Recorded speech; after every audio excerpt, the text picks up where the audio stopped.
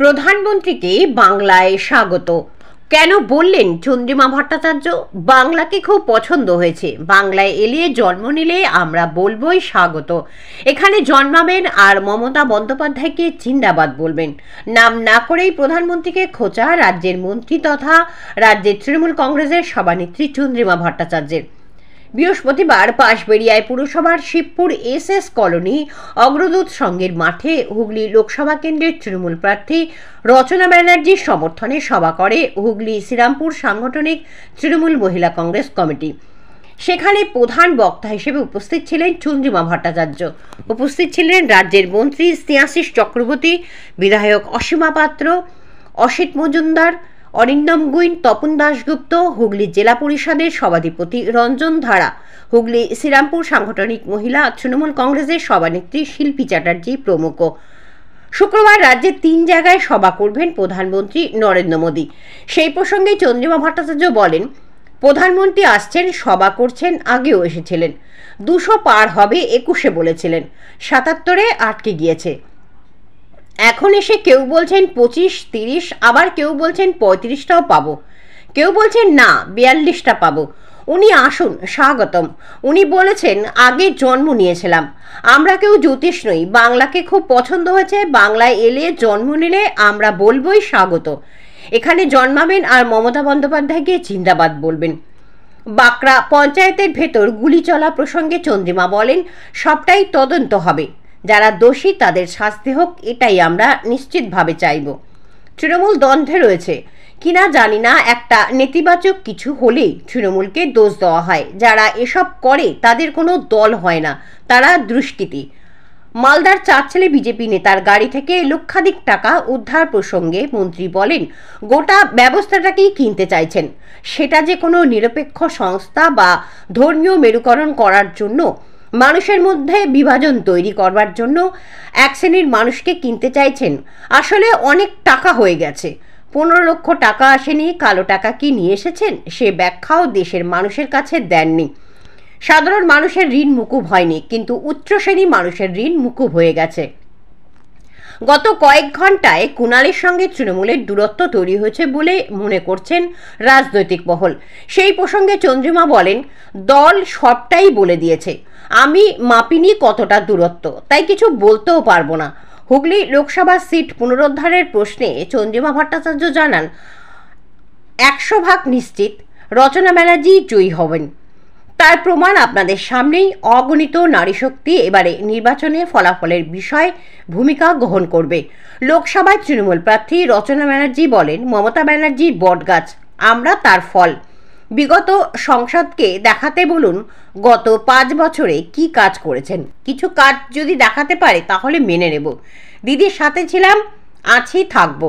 আরও বিস্তারিত জানতে চোখ রাখুন আমার বাংলার পর্দায়। এটা করা হয়েছে দুটো পরিবার এক, নাম স্বাস্থ্য সাথী, ওদের নাম আয়ুষ্মান।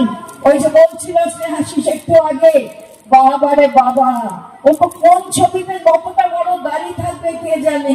আমি যখন নেব আয়ুষ্মান, গাড়ি হয়তো গালের কাছে, আবার স্নেহাশিস নেবে, গাড়ি হয়তো একটু বেড়েছে, আবার তারপরে অশোক বাবু নেবেন, গাড়ি আরো বেড়ে গেছে। এখন কোন ছবি থাকবে?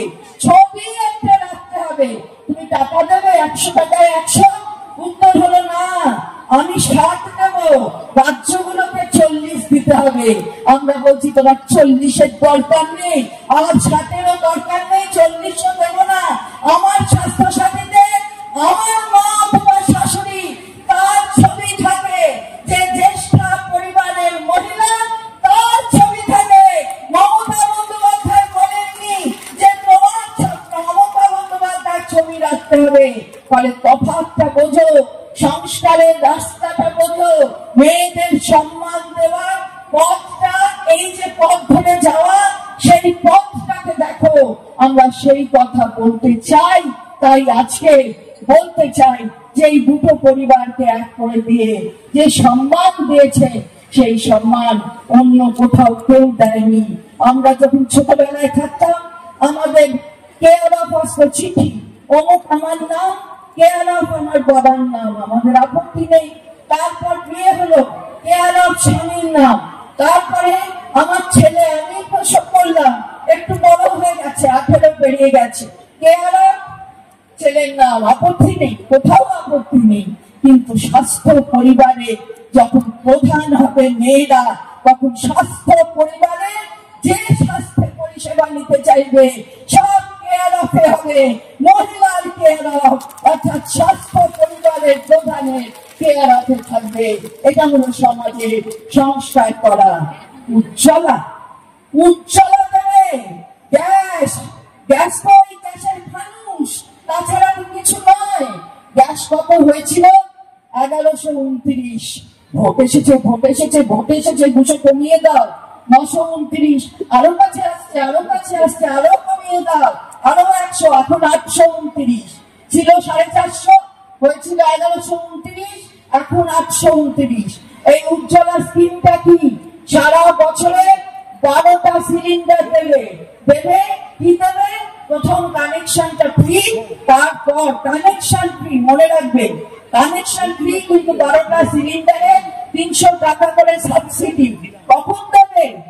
আগে তোমাকে কিনতে হবে, 829 টাকা দিয়ে কিনতে হবে, তারপর তোমার অ্যাকাউন্টে 2 মাস 3 মাস পরে সেই 300 টাকা আসবে। আপনার কাছে টাকা আছে বুঝি? 829 টাকা দিয়ে, কিংবা যখন 1129 ছিল তখন সেই টাকা দিয়ে কেনা যদি পয়সা থাকতো তাহলে তো আপনি নিবেনই না ওই উজ্জ্বলা। তো আপনার নেই বলে তাই তো আজকে 300 টাকা সেই সাবসিডি আমাদের প্রার্থী হয়তো আসছে। শুধু একটাই প্রশ্ন আপনাদের, আপনারা 2019-এ একজনকে ভোট দিয়ে আনিয়েছিলেন, অনেক আশা করা হয়েছিল যে তিনি আসলে বোধহয় সাংঘাতিক একটা কিছু পরিবর্তন এসে যাবে। 2019-এ সাংসদ আনলাম, 2021-এ বোধহয় বিজেপি সরকার এসে যাবে। কিন্তু বিজেপি সরকার তো দূরের কথা, 2021-এ যখন তৃণমূল কংগ্রেসের এরকম বিপুল জয় হলো আর তারা এরকম বিরোধী পক্ষ এরকম গোহারান হেরে গেলেন, তখন তারা ভাবলেন যে কিভাবে এদেরকে এখন দমানো যায়, কিভাবে এদেরকে এখন সর্ব জায়গা থেকে বিনষ্ট করা যায়। কিন্তু যখন 2019-এ লকেট চ্যাটার্জি আপনাদের সংসদ হয়ে দিল্লিতে গেলেন, কখনো জানতে চেয়েছেন যে 5 বছরে উনি কি কি কাজ করলেন? আমাদের 2011 থেকে হুগলি জেলার সাংসদ ছিলেন রত্না দে নাথ। সেই 2011 থেকে 2019 অবধি উনি হুগলি জেলার জন্য কি কি কাজ করছেন সেটা আপনারা সবাই জানেন, প্রত্যেকটি মানুষ জানেন। অনেক কাজ করেছেন উনি হুগলি জেলার জন্য। যখন 2019-এ আপনারা লকেটকে নিয়ে এলেন, ওই 2019 থেকে 2024 অবধি লকেট কি কি কাজ করেছে আমাদের একটা কাজ বলে দেখিয়ে দিন, যে এই একটা কাজ ও করেছে আপনাদের হুগলি জেলার জন্য। 11 থেকে 19 অবধি রত্নাদি কি কি কাজ করেছে, আর 19 থেকে 24 অবধি লকেট কি কাজ করেছে আমাকে একটুখানি আপনারা একটু বলে দিন, দেখিয়ে দিন যে কি কি কাজ করেছে। মেনে নেব, বুঝে নেব। তাহলে তার তো অনেক সুবিধা ছিল।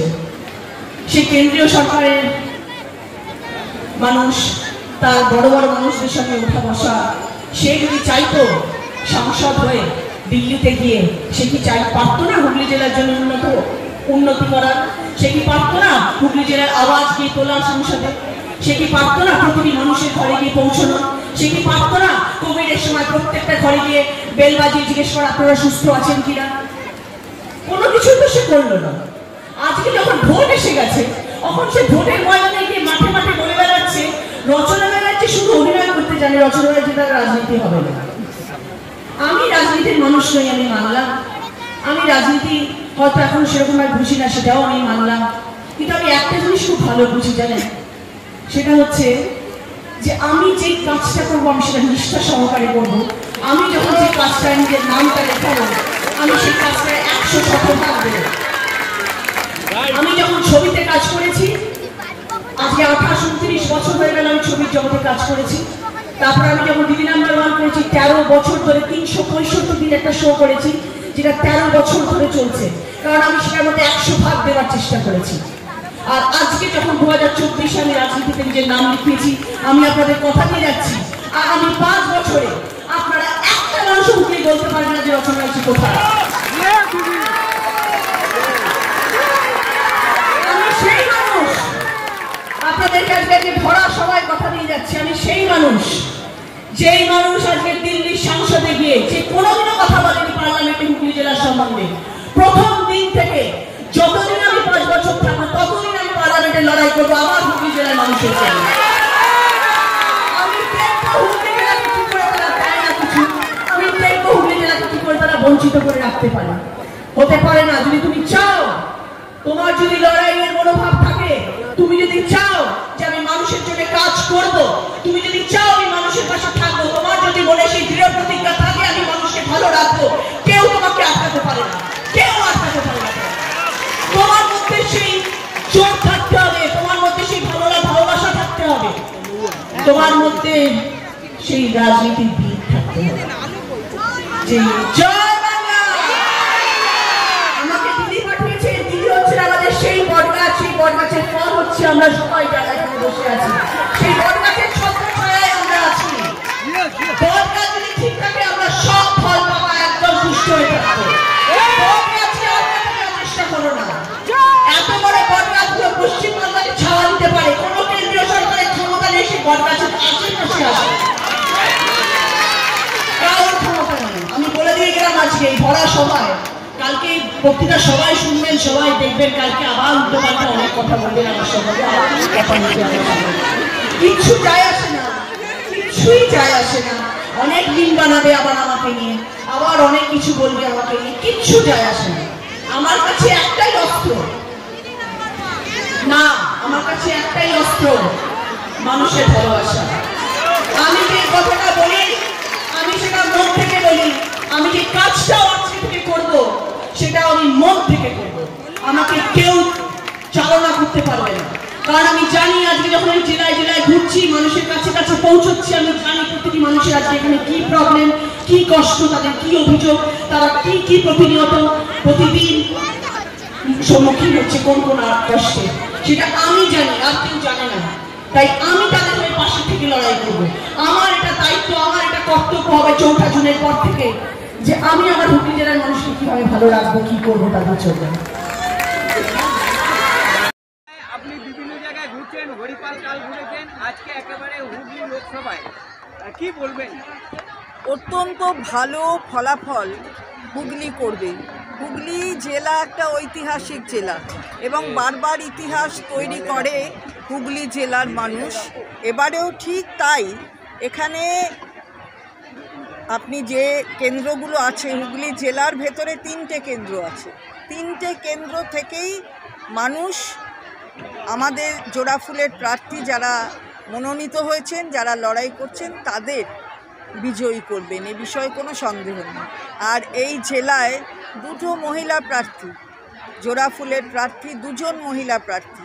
মহিলারা সমস্ত প্রার্থীদের বিপুল ভোটে জয়ী করবেন, মহিলা প্রার্থীদের আরও বেশি ভোটে জয়ী করবেন। দিদি একবার দুজনই নতুন প্রার্থী লোকসভায়, দুজনের নতুনের কিছু প্রশ্ন নেই। আপনি যদি আমায় বলেন তাহলে আরামবাগের যিনি প্রার্থী তিনি আমাদের গোঘাট 2 নম্বর ব্লকের মহিলা প্রেসিডেন্ট। আপনি বলতে পারেন কোথাও ভারতবর্ষের কোথাও কোনো রাজনৈতিক দল মহিলা শাখার একটা ব্লকের প্রেসিডেন্টকে সংসদে যাওয়ার জন্য মনোনয়ন দেয়? এটা আমাদের নেত্রী করতে পারেন, মমতা বন্দ্যোপাধ্যায় করতে পারেন, এবং সেটা হয়েছে। আর ও রাজনীতিতে কিন্তু নতুন নয়, ও পঞ্চায়েতের সদস্য ছিল, ও পঞ্চায়েত সমিতির সদস্য ছিল, ও এখন জেলা পরিষদের সদস্য, নতুন কোনো প্রার্থী নয়। আর এখানে যে প্রার্থী হয়েছে রচনা ব্যানার্জি, তিনি তো তার বক্তব্যের মাধ্যমেই বলেছেন রাজনীতিটা কি, রাজার নীতি। রাজার নীতি মানে কি? আমার দেশে রাজা মানে আমরা সবাই রাজা, আমাদের এই রাজার রাজত্বে। প্রজাতান্ত্রিক ভারতবর্ষে সবাইকে নিয়ে চলা, মানুষের পাশে থাকা, এর জন্য নতুন কিছু শিখতে হয় না, শিখতে হয় মানসিকতাটাকে কিভাবে তৈরি করতে হবে। সেটা যে শেখে সে সফল হয়। রচনা এখানে জিতবে। দিদি পদ নয় পথে আছি, একদিন বুঝবেন, চোখে জল কুণালের, কি বলবেন? না, সেটা দল ইতিমধ্যেই বলে দিয়েছে, সুতরাং এই নিয়ে বেশি বলবার কোনো জায়গা নেই। যে কুণাল নিজেও বলেছে এবং আমাদের দলের থেকেও যেটা বলার প্রেস রিলিজ করে বলেছে। এবং দলের সঙ্গে দেখছি তার অনেকটা দূরত্ব রয়েছে। সেটা আমি জানি না, আমি তো মাপিনি, বলতে পারবো না। দিদি বাঁকড়া পঞ্চায়েতে আজকে গুলি চলেছে পঞ্চায়েতের ভিতরে, না কোথায় কেন চলেছে কি হয়েছে আমি জানি না।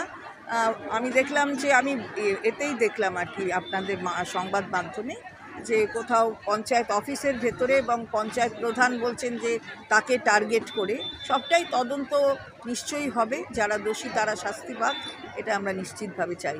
অভিযোগ উঠছে তৃণমূলের একাংশই নাকি চালিয়েছে এই গুলিটা। যে এই দেখুন, যাকে দেখতে নারী তার চলন ব্যাকা কথা আছে, যা কিছু দুনিয়ায় হবে সেটা যদি কোনো নেগেটিভ কিছু হয়, নেতিবাচক, তাহলে তৃণমূল করেছে। সেটা যদি প্রমাণ হয় এর মধ্যে তৃণমূলের একাংশ মানে যে করেছে অন্যায় তার কোনো দল হয় না, সে তাহলে ওই ধরনের দুষ্কৃতি, তো তাহলে তার নিশ্চিতভাবে শাস্তি হবে, সেটা আইন প্রক্রিয়ার মধ্য দিয়ে হবে। তৃণমূলকে বলে কোনো লাভ নেই, তৃণমূল মানুষের দল, মানুষ সেটা বুঝিয়ে দিয়েছে, আবারও বোঝাবে। 21-এর আগেও অনেক কিছু বলা হয়েছে, এখন দেখুন না পঞ্চায়েতেও অনেক কিছু বলা হয়েছিল। 24-এ 4 জুন অপেক্ষা করুন, দেখবেন।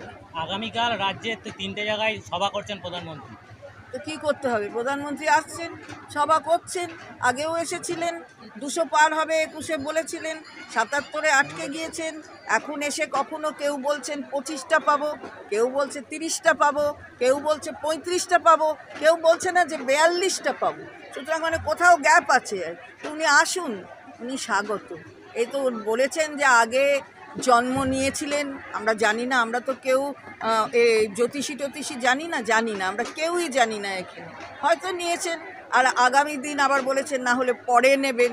তো বাংলাটাকে খুব পছন্দ হয়েছে, তো বাংলায় আসলে জন্ম নিলে আমরা বলবো স্বাগত, এখানে জন্মাবেন, আর মমতা বন্দ্যোপাধ্যায় জিন্দাবাদ বলবেন। প্রধানমন্ত্রীকে দেখা যায় এখানে লক্ষাধিক টাকা উদ্ধার হয়েছে, বিজেপি নেতার গাড়ি থেকে লক্ষাধিক টাকা উদ্ধার হয়েছে। ওটা তো হয়ই, এটা তো জানে সবাই, উদ্ধার হয়েছে দেখছে, সর্বত্র এই করছে, কিনতে চাইছে, গোটা ব্যবস্থাটাকে কিনতে চাইছে, সেটা যে কোনো নিরপেক্ষ সংস্থাকে কিনতে চাইছে, যে কোনো নিরপেক্ষতা বজায় রেখে যাদের চলার কথা তাদের কিনতে চাইছে, ধর্মীয় মেরুকরণ করার জন্য, মানুষের মধ্যে বিভাজন তৈরি করবার জন্য এক শ্রেণীর মানুষকে কিনতে চাইছে। এ কেনা অনেক টাকা হয়ে গেছে, আসলে 15 লক্ষ টাকা তো আসেনি, কালো টাকা কি নিয়ে এসেছেন তাও দেশের মানুষের কাছে সে ব্যাখ্যাও দেননি।